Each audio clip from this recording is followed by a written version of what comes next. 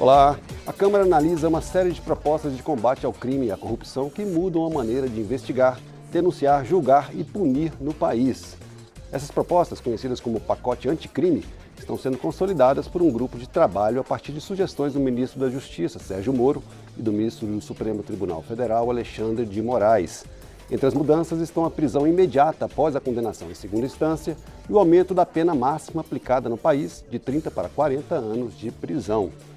O pacote tem outras medidas polêmicas, como a possibilidade de acordo de réus com o Ministério Público em troca de redução da pena, a atuação de policiais infiltrados, recompensa para quem denunciar crimes, entre outras. O pacote anticrime é o tema do Expressão Nacional de hoje e para discutir o assunto temos a presença dos seguintes convidados. O deputado Capitão Augusto, do PL de São Paulo, relator do grupo de trabalho da Câmara. O deputado Paulo Teixeira, do PT de São Paulo, também integrante do grupo. Luísa Cristina Friesheisen, subprocuradora-geral da República, e André Fernandes Farias, advogado e presidente da Associação dos Advogados Criminalistas do Distrito Federal. Bom, eu quero começar perguntando para o deputado Capitão Augusto, que é o relator do grupo de trabalho, sobre um dos temas que tem sido mais discutidos na comissão, que é a questão da prisão em segunda instância. O colegiado do grupo de trabalho rejeitou por uma votação apertada essa proposta. E o que acontece a partir de agora? Porque o grupo de trabalho, ele pode, na verdade, oferece subsídios para algum eventual projeto de lei ou mesmo proposta de emenda à Constituição que for apresentada. O que o senhor pretende fazer a respeito dessa decisão e por que o senhor defende realmente a prisão em segunda instância? Bom, primeiro, essa questão era um dos pontos centrais do pacote, que é a manutenção da prisão após a condenação em segunda instância. Infelizmente, acabamos perdendo por um voto. Eu mantenho e mantive isso aí no pacote porque já foi decidido pelo Supremo Tribunal Federal, né, que é o guardião da Constituição, e já diz que isso não é matéria constitucional. Então, nós apresentamos esse projeto, que foi apresentado pela equipe do ministro Sérgio Moro, para estar positivando o que o Supremo Tribunal Federal já decidiu. E esse ponto é importantíssimo para nós, para evitar realmente que haja procedimentos protelatórios e que não se chegue a conclusão nenhuma, né, pelo prazo que se tem, muito dilacerado, que acaba prescrevendo a punição e acaba gerando essa impunidade. E esse pacote vem justamente para combater a impunidade, em especial nos crimes de corrupção, das facções criminosas e dos crimes hediondos. Então, por isso nós mantivemos, infelizmente, acabamos perdendo por um único voto. Agora, a nossa intenção, né, obviamente que o relatório segue com o meu voto como relator, mas vai fechando com a posição do grupo de trabalho que opinou pela retirada do pacote da prisão, da manutenção da prisão após a condenação em segunda instância. Então, para nós, o que nós temos para trabalhar? O presidente da casa ele pode ter duas opções quando chegar esse relatório às suas mãos. Ele pode montar uma comissão especial para reanalisar o que nós apresentarmos, ou ele pode avocar diretamente para o plenário e votar a constitucionalidade e ali mesmo votar o mérito. Então, se avocar tanto para o plenário, a gente vai trabalhar para que o relator volte esse tema para ser votado no plenário. No plenário, acho que nós temos tenho a convicção que nós temos a ampla maioria e temos condições de ganhar, diferente do grupo de trabalho, mas no plenário nós temos condições. Ou, se for apresentado nessa comissão especial, da mesma forma, a gente trabalhar junto ao relator para que ele reintegre esse tema que é tão importante para nós, que é a manutenção da prisão após condenação em segunda instância. Vamos fazer uma proposta, então, aqui para os integrantes do debate aqui. A gente podia fazer, então, por temas, né? Começando pela prisão logo após a condenação em segunda instância. A gente pode fazer uma rodada de discussão, que eu sei que o deputado Paulo Teixeira é contra, por exemplo. Não, na verdade, não sou eu só que sou contra. Hoje a comissão se posicionou e derrotou o ministro Sérgio Moro. O ministro Sérgio Moro é um homem que faz justiça, ou se puder ser assim, se algum dia fez, mas sempre tentando emparedar o Supremo Tribunal Federal. E o que ele pretendia com esse pacote? Ele sabe que o Supremo Tribunal Federal está debatendo a prisão após condenação de segunda instância. Ele queria, então, que a Câmara aprovasse uma legislação diferente no Código de Processo Penal, exatamente para incidir no debate no Supremo Tribunal Federal. E ele foi derrotado, né? Ele não teve sucesso. Não prosperará esse tema aqui na Câmara. Não prosperará, já perdeu na comissão especial e não prosperará, porque o que diz a Constituição é a presunção de inocência. A presunção de inocência é uma conquista da humanidade depois de séculos de luta pela liberdade contra o Estado autoritário, né? Vejam, o STJ ele pode analisar as questões da lei federal. Eu recentemente acompanhei um caso no STJ que uma pessoa foi condenada em primeira instância e segunda instância por improbidade administrativa e teve por um valor de cerca de 5 milhões. O STJ percebeu que havia um erro, não tinha sido feita uma avaliação correta desse valor e esse valor nem era devido por essa pessoa e o valor devia ser de 5 mil reais. E ela já estava decretada, já estava presa, tá certo? E anulou toda a decisão, voltou para a prefeitura fazer uma nova análise daquele débito para recomeçar o processo. Então o processo foi anulado. Assim, nós já temos modalidades de prisão no Brasil. Por exemplo, você tem a prisão em flagrante, depois você tem a prisão preventiva, depois você tem a prisão temporária, você tem a prisão depois da pronúncia no júri. Então nós já temos condição de prender aqueles casos mais graves. Agora, esse tema, o ministro Sérgio Moro, ele está tentando legalizar as ilegalidades que ele praticou, que estão sendo agora muito conhecidas na sociedade brasileira, dele, do Dallagnol, o conluio juiz-procurador, a excessiva politização, o excessivo engajamento político partidário de ambos, né? Isso está sendo conhecido, né?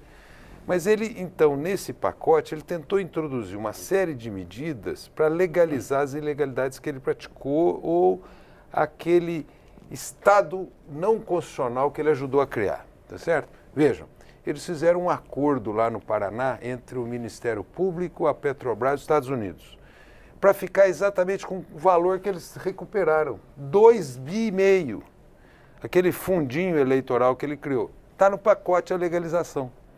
Então, esse cidadão, ele procura, através dessas medidas, né, tentar legalizar as ilegalidades ou emparedar o Supremo Tribunal Federal. Discutir também essa questão do fundo, da venda de bens apreendidos. É isso. Então, etc. portanto, o que está aqui em debate é o seguinte: já foi derrotada essa questão e, na minha opinião, o objetivo de Sérgio Moro não será cumprido. O objetivo dele é incidir na votação no Supremo Tribunal Federal e o Congresso não pactuará com essa estratégia dele. Vamos ouvir agora a doutora Cristina, que é coordenadora da Câmara Criminal do Ministério Público Federal. Eu vou fazer um pouco um apanhado histórico dessa questão da execução provisória, que não me parece que esteja de maneira nenhuma ligada somente à apresentação desse projeto, até porque a execução provisória da pena, ela foi feita pelo Supremo Tribunal Federal, foi aceita por todo o sistema de justiça de 1988 até 2009. Eu já era Procuradora Regional da República de 98 e, portanto, a partir de 98, muitas vezes pedi a execução provisória perante o Tribunal Regional Federal da Terceira Região, São Paulo, que abrange todos os crimes na jurisdição federal de São Paulo e Mato Grosso do Sul, e obtive a execução provisória. Em 2009, e, portanto, de 1988 até 2009, o Supremo, nessa mesma Constituição, aceitava a interpretação da execução provisória da pena. Em 2009, o Supremo, por um colegiado diferente, num crime de sonegação fiscal, teve a modificação no habeas corpus. De 2009 a 2016, o que aconteceu? Em 2016, voltou-se a possibilidade da execução provisória da pena em segundo grau ou por órgão colegiado, que é justamente quando se julgam com prerrogativas de foro, seja nos TJs, TRFs, STJ ou Supremo. O que aconteceu durante todo esse período? A procrastinação, através de inúmeros recursos, exatamente e, em regra, embargos de declaração. Em 2010, eu escrevi um artigo que defendia a execução provisória da pena e um artigo de direito comparado, onde dizia que todas as democracias avançadas tinham execução provisória da pena, algumas até depois do juízo de primeiro grau, porque é o juízo oral e os recursos são de nulidade e não de matéria fática. E em 2016, então, foi modificada. Só que, no interregno, já havia decisões em que se fazia execução provisória da pena e o Supremo STJ já utilizava o excesso de recursos, o excesso de embargos. Vou citar um exemplo onde foi admitida do Pimenta das Neves, que era réu confesso, tribunal do júri e que simplesmente não se fazia execução provisória. Outro caso, o caso de um juiz corrupto em São Paulo, no caso em que eu atuei e que também foi feita a execução provisória. Em 2016, então, o Supremo retoma a possibilidade, a interpretação da execução provisória. Eu já estava, nesse momento, atuando no Superior Tribunal de Justiça em matéria criminal. E, portanto, pedi em vários processos a execução provisória. Em que processo nós temos réus respondendo soltos? Não são os de tráfico de drogas de pequena quantidade, que se fala de execução, até porque eles são presos em flagrante depois da manutenção na audiência de custódia. Eram réus de homicídios de trânsito, homicídios, pornografia infantil, estupro. Estupro é um crime que se responde muito a processo solto. E agora continuo atuando no Superior Tribunal de Justiça e hoje vejo habeas corpus já de execuções provisórias dadas em segundo grau. Que crimes são esses? São só crimes contra a administração pública? De maneira alguma. São crimes violentos ou contra o patrimônio e muitos contra a liberdade sexual, seja de pessoas vulneráveis, seja de mulheres, no caso de estupro ou de pornografia infantil. Então, a execução provisória, na verdade, não é um problema do projeto do ministro Sérgio Moro. É uma questão relativa à eficiência do sistema. E por que a lei é importante? Por que a decisão do Supremo foi importante? Porque antes nós ficávamos exatamente... Aqui tem excesso de recurso, aqui não tem. Quando o Supremo diz, é execução provisória para todo mundo. A lei vem para execução provisória para todo mundo em segundo grau. Então, o projeto do ministro Moro, ele traz uma questão da jurisprudência, mas não me parece que seja só o problema do ministro Moro. Até porque o processo em que o ministro Moro atuou já tem condenação em 3 instâncias. Mas essa é uma outra questão. A execução provisória, eu digo, é necessária para a eficiência do sistema. E de crimes gravíssimos, que não são crimes de administração, basta pegar o censo penitenciário, que foi feito pela ministra Carmen Lúcia, para verificar qual é o percentual de quem está preso por crimes contra a administração. Agora, nós temos um problema penitenciário? Temos um problema. Vamos discutir, que é a questão do problema das drogas da pequena quantidade e do problema que é feito entre o que é tráfico e o que é uso do pequeno tráfico. É outro problema. O sistema penitenciário é outro problema. Então, a execução provisória não é esse projeto aqui e há mais. Há muitos outros projetos. Já havia, inclusive, uma emenda que era considerada emenda Peluso no Senado. Portanto, o projeto aqui não é esse. E no Senado nós temos um projeto exatamente igual a esse que o parecer manteve a execução provisória da pena. Terá que vir para a Câmara e será derrotado aqui. Primeiramente, gostaria de registrar que é uma satisfação estar aqui sobre a apresentação de sua senhoria, ombreado com os eminentes deputados, a eminente procuradora. E esse é um tema, a questão da execução provisória da pena, é um tema que entusiasma. Eu gostaria também de deixar consignado que eu gostei da dinâmica em que deixou a defesa falando por último. O advogado sempre gosta, advogado de defesa, sempre gosta, né, de falar por último.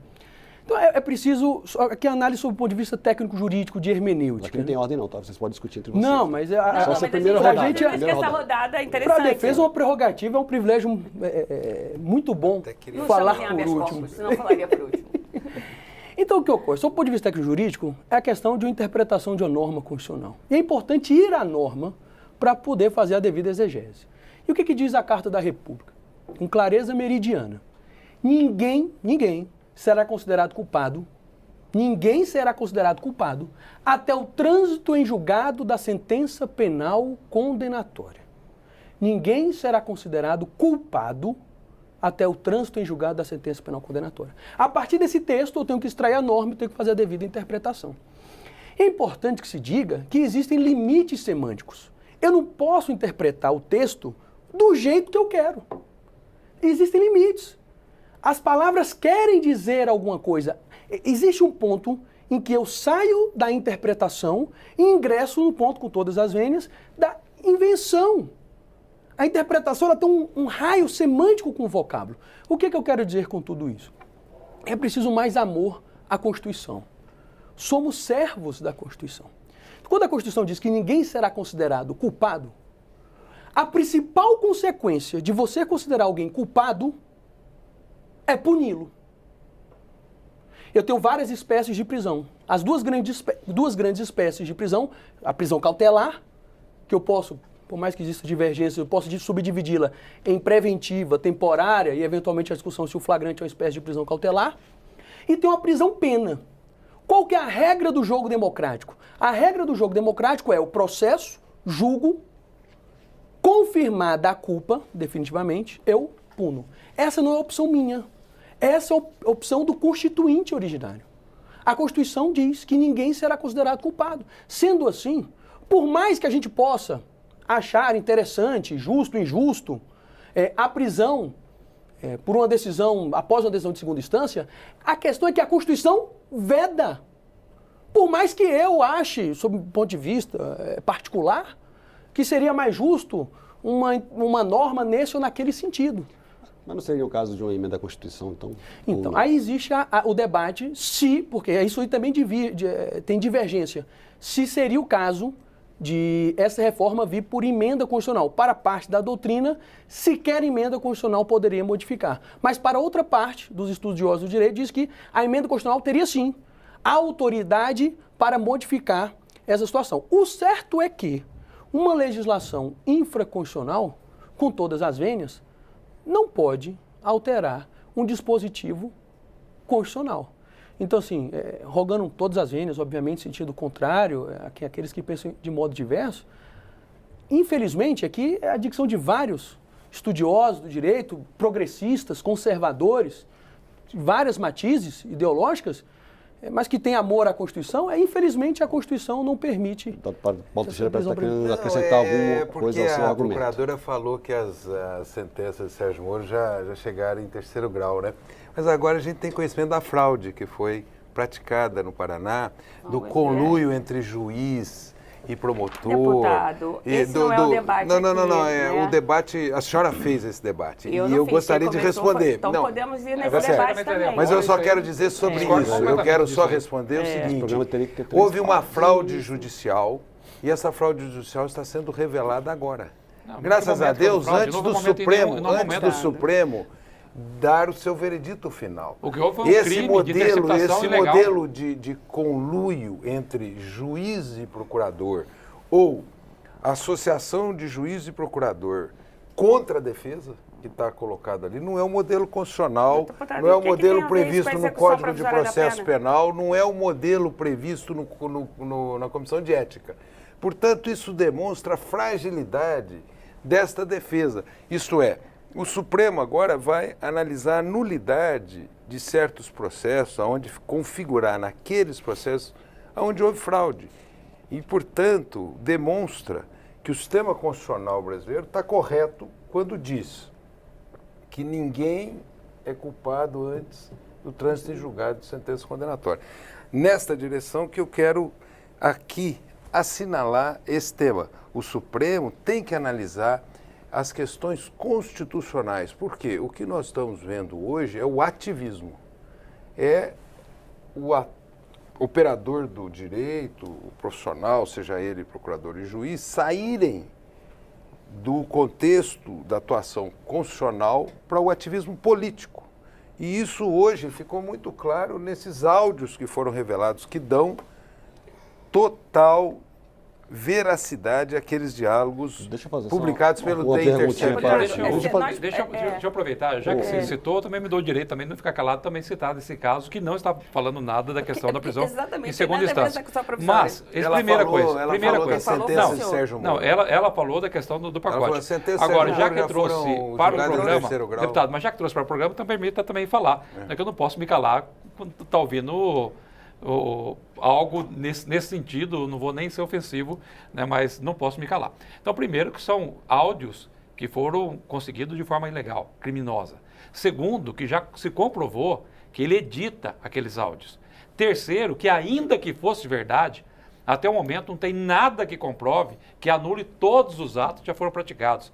Querer trazer isso para cá, que a gente aproveita para estar falando, achar que o Lula é inocente, que está condenado inocente, é demais. Sendo condenado em instâncias superiores, que todos os colegiados corroboraram o que já foi proferido pelo próprio ministro Sérgio Moro. Então, é um tema atípico que nós estamos trazendo aqui, mas não poderíamos Deputado, me só calar. sobre o Intercept Brasil. Primeiro, Sérgio Moro... Que nós sabemos quem financia, Sérgio Moro quem é está por ministro trás. da Justiça. Ninguém conseguiu, até agora, comprovar algum crime que fora praticado. Eu posso dizer que aquilo vazou do próprio Ministério Público. Vai Em ser segundo investigado. lugar, está sendo investigado. Está certo, mas não, ninguém Imagina pode o grupo dizer. de mas se discussão está sendo dos senhores do seu investigado, Antes que a gente gabinete. mude Procuradora, completamente o tema Procuradora, só vou falar programa, uma coisa para a deputado senhora. Paulo Teixeira. Se está sendo investigado, não quer dizer que possa haver uma conclusão. Vossa Excelência Certo, disse que mas não a estava segunda sendo coisa- investigado. Nós A estamos segunda dizendo que coisa é está a sendo seguinte, a investigado. segunda coisa, aquilo eram debates de natureza pública, porque eles estavam discutindo processos. Em terceiro lugar, demonstra sim o cometimento de crimes, indicar testemunhas. Cometido por Glenn Greenwald. Não, E quem patrocina? pelo juiz Sérgio Moro. Não, por ele não. Sérgio Deixa eu fazer uma Moro pergunta indicou jurídica aqui para a doutora testemunhas. Cristina. Só também falar levando uma consideração, o deputado falou que teve um processo Só queria que a anulado gente não de fugisse muito do improbidade. tema do programa. Não, pois é, essa questão da improbidade que o STJ é bom. Improbidade não deveria haver prisão, talvez ali o processo tenha sido anulado, mas se é improbidade, é ação de improbidade. Não estamos falando de ação penal e, portanto, não estamos falando de execução provisória da pena de liberdade. Mas nesse ponto... Foi peculado. Então, crimes contra a administração não foi peculado. improbidade. A questão sobre o que o STJ anula e o que o STJ não anula, na época o ministro Barroso levantou e fez uma pesquisa, inclusive isso consta até do relatório, não sei se do senador Marcos Duval ou do relatório aqui do deputado Capitão Augusto, do percentual de anulação. E eu posso dizer com certeza que a gente também fez essa pesquisa e, de fato, o STJ concede muitos habeas corpus, inclusive com Pra quem já foi condenado em segunda instância. pareceres do Ministério Público Federal. Mas que habeas corpus são esses? De decisões que alguns TJs não cumprem em relação às decisões do Supremo ou do STJ, modalidade de regime, questões de dosimetria da pena, mas esses HCs não são de presos que tiveram a prisão em segundo grau, são de presos que vêm de presos já em prisão em flagrante, em regra de questão de tráfico de drogas. Então, nós voltamos a uma questão. Então, há que se analisar o conjunto das questões e no que se faz a execução provisória da pena. Depois da condenação em segunda instância, existe alguma análise de mérito do caso ou só Sim, uma análise formal? pode haver, se o processo, Recurso, pode etc. haver um recurso especial, só que o recurso especial não analisa a matéria de prova, ele analisa questões de direito ou um agravo. Mas, em regra, a defesa e as defensorias públicas no Brasil hoje são muito ativas, entram com habeas corpus. E esses habeas corpus são conhecidos tanto pelo Superior Tribunal de Justiça como pelo Supremo Tribunal Federal, se for o caso. Então, quer dizer, ainda que haja, e lembrando que a execução provisória em segundo grau só pode ser quando realmente o julgamento se encerrou. Então, mesmo que haja embargos de declaração, mesmo que haja embargos infringentes da parte, só depois disso é que se vai fazer a execução provisória da pena. Sendo que no júri, mesmo os ministros que não admitem a execução provisória da pena, admitem a execução depois do júri, porque o júri, ele não pode ser revista a pena dele em apelação, porque o júri é soberania popular, só pode ser anulado por um novo júri. Então, a execução provisória depois do júri não se pode nem chamar execução provisória, mas sim a execução daquilo que foi deliberado pelo Tribunal de Júri. Mesmo os ministros que não admitem a execução provisória no Supremo, admitem no júri e há decisões nesse sentido, porque nós tem habeas corpus negados, né, pelo Supremo Tribunal Federal. Então, o júri tem essa outra discussão também, que são os crimes dolosos contra a vida. Essa questão é sensível. Você veja, e foi muito positivo a procuradora ter feito essa lembrança. Em que sentido? Chega-se ao ponto de você iniciar ou querer iniciar uma execução da pena após uma decisão de primeira instância, que é o que a procuradora sinalizou bem do Tribunal do Júri, que é um órgão colegiado de primeira instância. Não é instância. É um órgão colegiado de primeira instância. Não há revisão, doutor. Então, não é a primeira instância. Mas acho que vamos ouvir o advogado. Então, veja só, um órgão de primeira instância, tudo pode ser um órgão colegiado. E a partir da decisão do Tribunal do Júri, você vai executar uma pena. E rogando todas as vezes a eminente procuradora, não condiz com a ordem jurídica dizer que o recurso do Tribunal do Júri discute sim matéria de fato. Inclusive, representantes do Ministério Público, em vídeos públicos, dizem publicamente que são contrários, por mais que sejam favoráveis à execução provisória da pena, após decisão de segundo grau, após a decisão de segunda instância, seriam contrários à execução provisória da pena após a decisão do Tribunal do Júri. Por quê? Porque da decisão do Tribunal do Júri cabe ainda a rediscussão de fato. Então, em regra, STJ e STF, você não se discute mais fato, em tese, digamos assim. Mas no júri, sim. Cabe a apelação da decisão do Tribunal do Júri para rediscutir fato. Por exemplo, quando a decisão dos jurados é manifestamente contrária à prova dos autos. Então chega-se, com todas as vênias, ao absurdo, e não é a minha posição enquanto pessoa, é a opção constitucional. A gente tem que se render à Constituição. A gente não pode ler, é o que o Lewis Carroll coloca na sua ficção, é o que o Ariano Suassuna dizia, que ele tinha horror ao que estão fazendo com os vocábulos no nosso país, que ninguém respeita mais o sentido das palavras. É aquele diálogo entre a Alice e a personagem de ficção, Humpty Dumpty. Eu digo que as palavras falam o que eu quero. Eu empresto às palavras o sentido que eu quero. Eu dou às palavras o sentido que eu quero. E a gente chegou ao absurdo de, após a decisão do Tribunal do Júri, sem que se haja um duplo grau de jurisdição, e onde o Tribunal do Júri é um rito em que o risco é qualificado.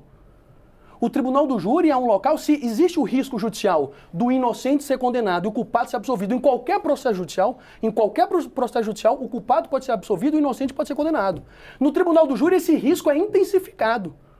E você, após essa decisão, executar a pena, prender aquele que estava em liberdade e ainda podendo se rediscutir fatos, com todas as vezes, é um absurdo, sob o ponto de vista técnico-jurídico de hermenêutica, uma teratologia. Nós vamos fazer um pequeno intervalo agora, daqui a pouco a gente volta com esse debate que tem outros, pelo menos 10 temas para a gente tratar aqui. A Expressão Nacional volta daqui a pouco com a discussão sobre o pacote anticrime. Até daqui a pouco.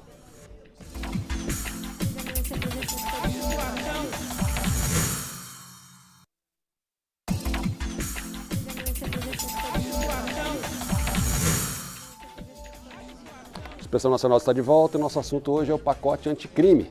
Uma série de mudanças na legislação que prevê prisão após condenação em segunda instância e outras medidas polêmicas.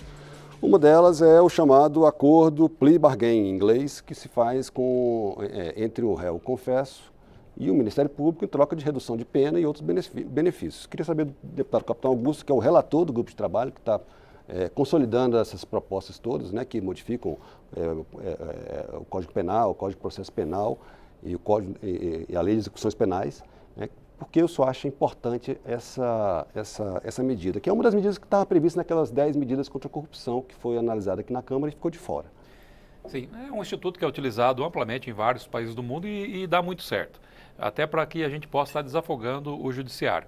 Então, para quem está nos assistindo de uma forma, digamos, mais didática, né, o pessoal costuma ver facilmente nos filmes americanos, em que o juiz pergunta se declara inocente ou se declara culpado.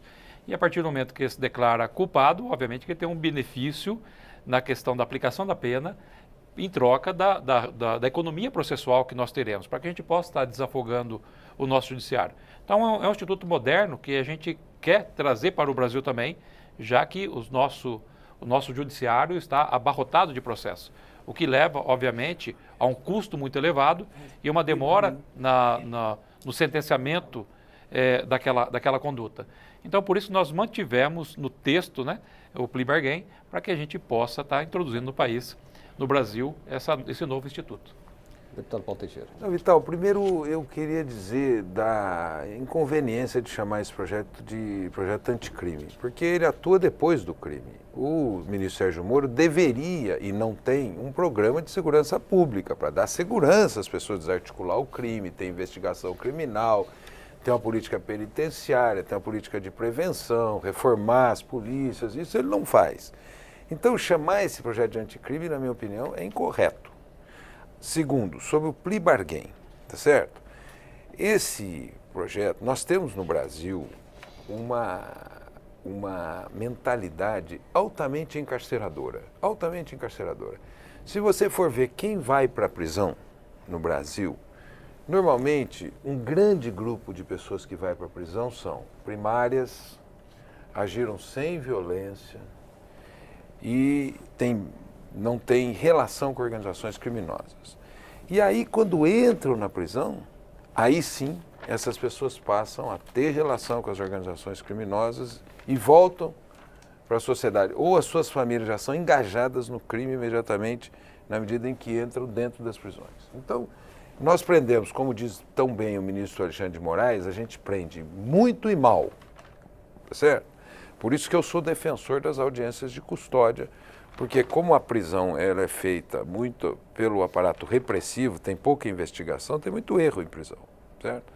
Bom, o plea bargain, da forma que está escrito aí, não pode ser admitida. Por quê? Porque, na verdade, você só poderia admitir o plea bargain somente na hipótese de que o réu passa a ser direito dele, direito individual de fazer a negociação penal. E segundo, numa certa fase do processo, com certas garantias, do jeito que está escrito aí, aplicado nos Estados Unidos, o que gerou? Gerou um super encarceramento de gente pobre, que não devia ir para o cárcere. E, portanto, na minha opinião, da forma com que está escrito o plea bargain, nós não devíamos admiti-lo. Ou muda, ou nós entramos num debate sobre o amadurecimento dessa instituição, ou nós não devíamos adotá-la. Por isso que na última votação das chamadas 10 medidas, ou desmedidas, como foi alcunhado corretamente pelo justificando, não passou. Do jeito que está, você dá um enorme poder ao Ministério Público e, no Brasil, esse poder tem sido, na minha opinião, utilizado de maneira indevida. Vamos ouvir a nossa representante do Ministério Público. Na verdade, o que existe quando a gente fala de acordos de não persecução, eu prefiro a expressão de acordos de não persecução penal. Eu acho que a gente tem, na nossa legislação hoje, a gente tem um espaço entre o pequeno potencial ofensivo, que já é objeto de transação, desde a Lei 9.099, de 1995. A gente tem a suspensão condicional do processo também, depois do recebimento da denúncia. E a gente tem um universo aí que poderia ser objeto de acordos de não persecução penal. Só que aí a gente vai ter que ter uma discussão. Acordos para penas restritivas de direito com indenização ou acordos incluindo penas restritivas de liberdade. É importante dizer que o Conselho Nacional do Ministério Público ele fez uma resolução que me permite os acordos de não persecução penal, substituindo por penas restritivas de direito, com indenização, não estamos falando de prisão, não estamos falando nada disso, em crimes até pena mínima de 4 anos. Na área federal, nós já fizemos mais de 600 acordos. Quais são esses crimes? Crimes estelionatos contra a Previdência, estelionatos seguro-desemprego, moeda falsa, contrabando de descaminho, ou seja, os nossos crimes de grande varejo. Sempre na presença do advogado, tudo filmado. Quando não tem advogado, não pode ser feito sem advogado, então, e homologado em juízo. E, às vezes, com audiências em juízo. Então, aliás, essa é a proposta da comissão do ministro Alexandre de Moraes, que são os acordos de não persecução com crimes com pena mínima até 4 anos. Inclusive, nós fizemos um trabalho com notas técnicas, tanto aqui na Câmara como no Senado, defendendo essa questão desse acordo pré-processual homologado em juízo. Há um espaço enorme para isso, tanto na área federal quanto na área estadual. Na área estadual, nós podemos pensar em furtos, no segundo furto, dependendo da situação, o furto com rompimento de obstáculos, existem muitas coisas que na área estadual isso é vital, porque um juiz e um promotor, na maior parte das comarcas, eles fazem tudo ao mesmo tempo agora. Então, é o mesmo que é o promotor do júri e é o juiz do júri, é o que vai ter que viver com esse furto. Nós temos vários habeas corpus sobre isso no Superior Tribunal de Justiça. Então, nós podemos ter um universo enorme para acordos de não persecução penal, com o ressarcimento do dano, seja a vítima um ente público ou a vítima um ente privado, e homologados em juízo. E isso é o que o Ministério Público defende, sempre na presença do advogado, com acordos filmados, que é o que as resoluções do CNMP prevêem. também está no Código de Processo Penal. Agora, a gente tem que discutir, depois do recebimento da denúncia, no curso da ação, seria possível acordos. O Código de Processo Civil já prevê isso. Se nós poderíamos ter ou não negociação de pena, essa é uma outra discussão. Mas eu acho que a gente não deve discutir os dois temas, senão a gente viabiliza um em detrimento do outro. Então, vamos ouvir a defesa agora, doutor André. Então, a inovação é positiva, mas tem que ser avaliado com grano Salles, que mesmo nos países que já adotam isso com maior tempo,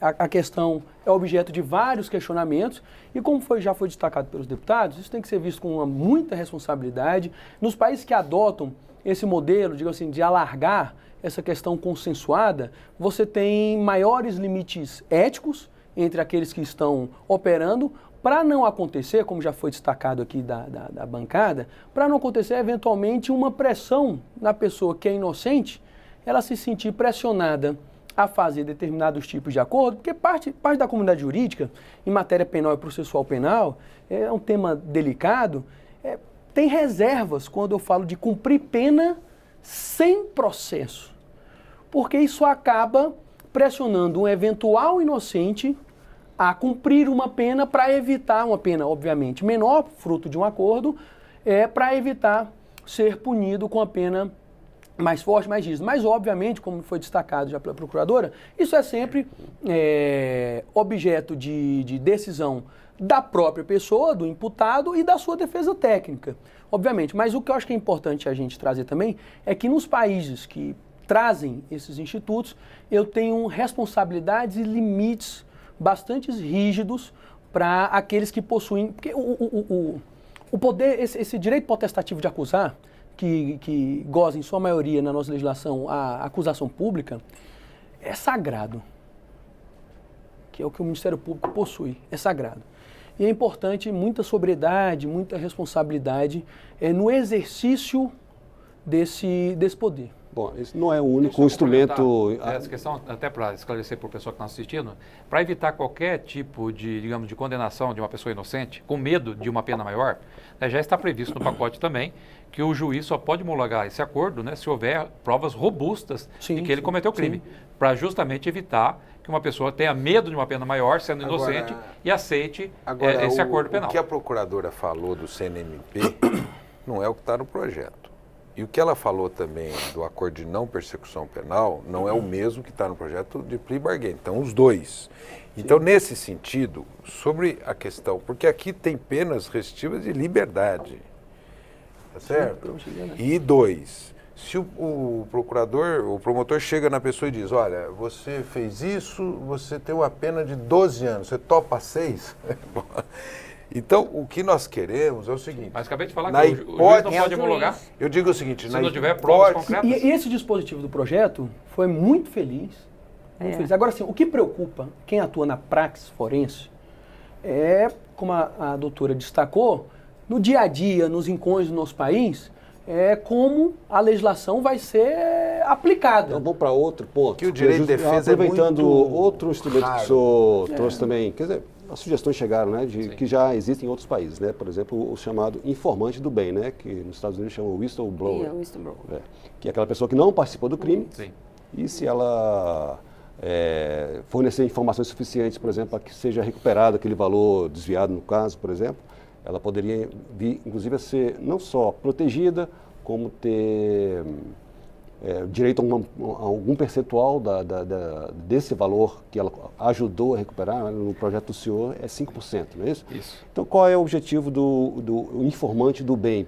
Que também estava nas 10 medidas e não foi, digamos, não chegou a um consenso aqui no Congresso em relação a adotar ou não essa figura.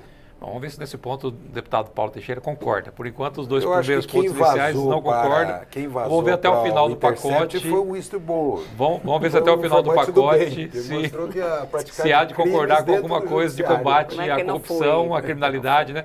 Mas essa questão do informante. Hoje nós temos o Instituto já da recompensa, que na verdade acaba se prevalendo, usando mais para captura de presos e obviamente que dá muito certo. Você recompensa financeiramente alguém que dê informações que leve à captura. Nós temos a delação premiada ou colaboração premiada, né, que é da pessoa que praticou o crime e faz a sua delação para ter alguns benefícios. E agora nós estamos trazendo também esse instituto do informante do bem. Uma pessoa que não cometeu crime, mas por iniciativa própria, você precisa estimular para que ele dê informações para a justiça, para que a gente possa estar iniciando um processo, levando a condenação, seja por corrupção, seja por outros crimes, né? Então você precisa dar um incentivo para essa pessoa sair da sua estagnação e ajudar a justiça. Então, na mesma linha que nós temos a questão da recompensa para os casos de captura de presos, né, nós estamos colocando o informante do bem também, que tem algum benefício em troca daquela informação, que obviamente é importantíssima para a gente elucidar crimes, prender criminosos e acabar com a impunidade. Então, o projeto realmente visa essa questão de impunidade, e o informante do bem é algo que é muito bem-vindo ao nosso instituto jurídico, né, para estar ajudando na elucidação de crimes. Olha, esse projeto do Sérgio Moro, ele é muito pretensioso. Amanhã cedo será instalada na Câmara Federal uma comissão especial de reforma do Código de Processo Penal. É aí o locus desse debate. Porque o que se pretende fazer é reformar o Código de Processo Penal. E a reforma do Código de Processo Penal tem que ser feita em sede própria, que é na Comissão Especial de Reforma do Código de Processo Penal, que está trabalhando aqui 4 anos já. 4 anos, eu fui subrelator. Vai ficar mais 4, mais 8, mais não, 16? Não, eu creio que vai ser aprovada nessa legislatura agora, porque estava já amadurecendo o projeto. Não é? Assim, na minha opinião, esse cidadão Sérgio Moro, ele tem um pendor por instituições estrangeiras, tanto ele quanto o Dallagnol. Tanto ele quanto o Dallagnol, eles gostam de importar instituições do direito americano e não valorizam o direito pátrio, Então, na minha opinião, essa instituição aí não tem como prosperar no território nacional. Eu acho que um informante do bem foi aquele que vazou os diálogos entre Sérgio Moro e os procuradores. Deveria ser remunerado por mostrar crimes praticados no âmbito da justiça. Até agora não mostrou nada. Na Você verdade, mostrou muita coisa, né? Mas o que eu acho é que nós temos que agora concentrar o nosso trabalho na reforma do Código de Processo Penal dentro da comissão especial. Aproveitar o que de bom foi feito nesse projeto do capitão Augusto. Tem coisas que nós queremos aproveitar, inclusive vamos enfrentá-las daqui para frente.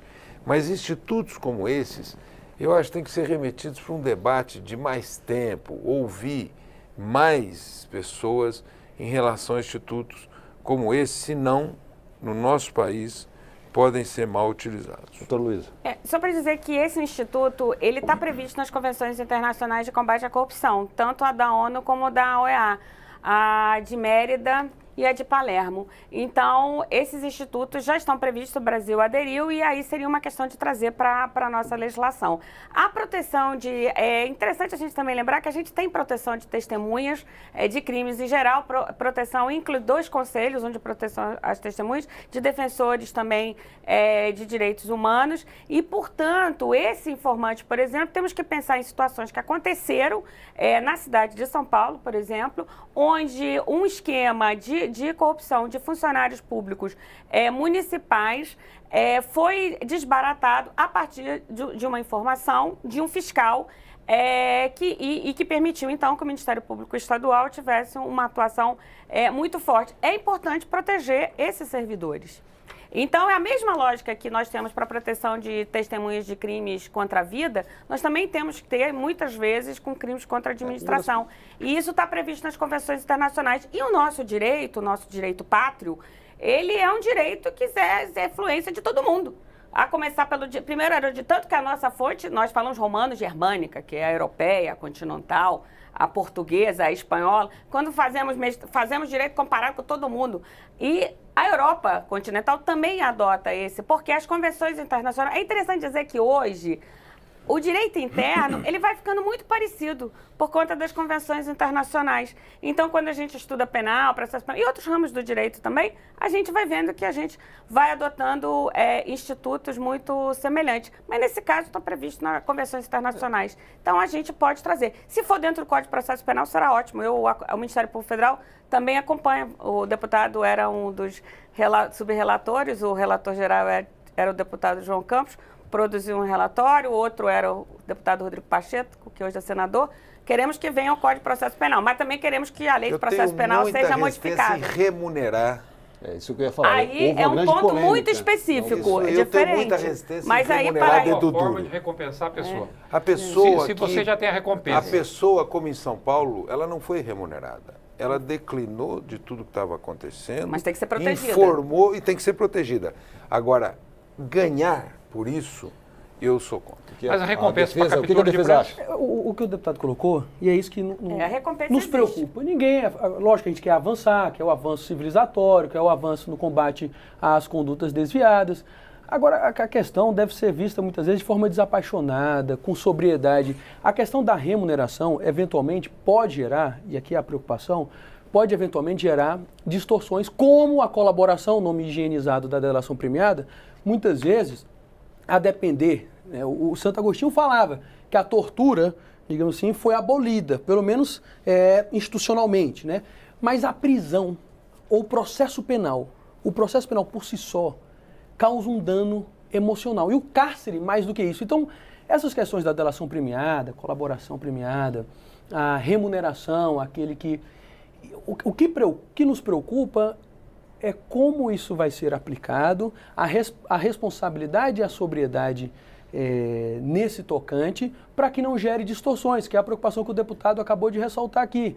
Eventualmente você vai ter, né, hipérboles, né, narrativas para fazer jus a, eventualmente, uma contraprestação. A gente, como a gente já está caminhando para a parte final do programa, tem um outro ponto que é bastante polêmico, eu queria que o deputado Capitão Augusto explicasse para a gente, que é a questão da legítima defesa quando se diz respeito aos agentes de segurança pública, que o relatório do senhor, vou ler aqui só o trecho, considera-se legítima defesa o agente de segurança pública que em conflito armado ou em risco iminente de conflito armado previne injusta e iminente agressão a direito seu ou de outrem. Que tipo de situação isso pode ser aplicado, Capitão Augusto? Porque houve uma certa polêmica em relação a esse ponto também. Eu vou até falar mais na parte, digamos, didática, ilustrativa e deixo para a doutora Luísa para falar mais a parte técnica, que se sai muito melhor do que eu. Mas essa questão, primeiro, não estamos criando nenhuma nova excludente de licitude, né? Só os que estão lá. Mas nós estamos dando uma segurança jurídica para o agente, nesse caso do iminente. Então, vamos falar em caso prático, que fica mais fácil para quem está nos assistindo entender. Ocorrência verídica, em Minas Gerais, rouba banco. O marginal sai com uma arma apontada na cabeça de uma senhora de dentro do banco, com os policiais cercando o estabelecimento. Num dado momento, a mulher ela se desequilibra e cai. No que ela caiu, os policiais alvejaram e mataram o bandido. Os marginais responderam por homicídio doloso, porque naquele exato momento a arma não estava apontada na cabeça da vítima. Então, os policiais responderam. Então, o que nós estamos dando? Uma segurança jurídica policial. É óbvio, elementar, meu caro Watson, que se ele ia levantar a mulher de novo, ia apontar a arma na cabeça. E você vai aguardar isso para desferir o tiro, porque hoje a legislação fala se ele tivesse ou apontando para o policial ou se tivesse apontando para a cabeça da vítima. Naquele momento não estava apontando para ninguém. Então, é uma segurança jurídica que nós estamos dando para o policial nesse caso. Então, muito diferente do que a esquerda costuma pregar, que é a questão de que é uma licença para matar os policiais. Em hipótese alguma. Isso é se caracterizar a legítima defesa de si ou de terceiros. O senhor não acha que isso pode, por exemplo, permitir algum caso em que uma pessoa é morta durante uma ação policial, por exemplo, e que esses policiais, vamos supor, por hipótese, possam simular ali uma situação em que houve uma legítima defesa, que a pessoa estava armada ou não estava, isso não existe na vida, na prática? Nós não falamos de exceções, nós falamos de regra. E você tem como regra que o funcionário público tem a prerrogativa, como se diz em termo jurídico, acabo fugindo um pouco, mas você colocar em xeque, em dúvida, a figura do agente, nesses casos, em casos esporádicos, e além disso você tem o Ministério Público, você tem a Justiça para julgar aquele policial, então você não pode basear a regra em cima de uma má conduta ou de um erro profissional, né? Isso nós não toleramos, em hipótese alguma. mas você também não pode inverter a situação, como nesse caso prático que eu estou falando, né, de não deixar o policial sem segurança jurídica nenhuma, que poderia levar à morte aquela senhora que estava numa ocorrência prática. Então, a presunção da legitimidade. Então, se você retirar do funcionário público, do policial, a presunção da legitimidade, que está agindo em legítima defesa, por causa de uma questão hipotética, que ele poderia estar simulando uma ocorrência que não existiu, aí realmente a gente pode fechar as portas e entregar a chave para outro país dominar aqui, porque não tem condições de trabalhar sem você ter digamos, né, essa presunção de que o agente está trabalhando regularmente. Olha, nós queremos uma civilização ou uma barbárie? Essa é a pergunta para esse debate. Me parece que o Brasil faz sempre o caminho da barbárie. O que nós temos que recuperar na atividade policial? A investigação, a desarticulação do crime, a capacidade de dar segurança para as pessoas, né? E não existe isto. E aí, o que se substitui e se coloca no lugar disto? A repressão pura e simples, brutal. Vejam, estudos sobre autos de resistência no Rio de Janeiro, 2012, 70% dos autos de resistência não havia vestígio de pólvora na mão da vítima e os tiros foram dados na nuca. Dados desta semana, Jornal Globo, 2 soldados foram fotografados colocando uma arma na mão de uma vítima. Terceiro, esse mês, Rio de Janeiro, de cada 3 homicídios do Rio de Janeiro, 2 homicídios provocados por policiais. O que é civilizatório é você diminuir a letalidade policial, porque muitas mães perderam seus filhos mortos por maus policiais. Mães de policiais maus também. Policiais. Policiais maus policiais. Morreram também. O senhor permite completar. Por favor. E aqui no Brasil a letalidade policial é alta, 5.000 e poucos homicídios. E você sabe aonde dá a vitimização policial? Não? No bico. Nós tínhamos que criar situações de remuneração, de proteção dos policiais, mas não com esta liberalidade. Esse projeto, sim, é uma licença para matar. É inadmissível. Nós temos que trazer a força para dentro da lei e não criar mais hipóteses de proteger maus policiais. Eu termino dizendo o seguinte, sabe onde estão os autos de resistência no Rio de Janeiro? Não. 2% da força. Não é distribuído em toda a força. 2% da força, o que demonstra que tem policiais com 50, 60 autos de resistência. Portanto, isso é para proteger o mau policial, não o bom policial. O bom policial é técnico. Infelizmente, nosso tempo chegou ao fim. Não vou conseguir fazer a rodada final dessa vez, desse quesito. E o Inspeção Nacional, por conta do tempo, fica por aqui. Nosso assunto hoje foi o pacote anticrime, que a Câmara analisa a partir de sugestões do ministro da Justiça, Sérgio Moro, e do ministro do Supremo Tribunal Federal, Alexandre de Moraes.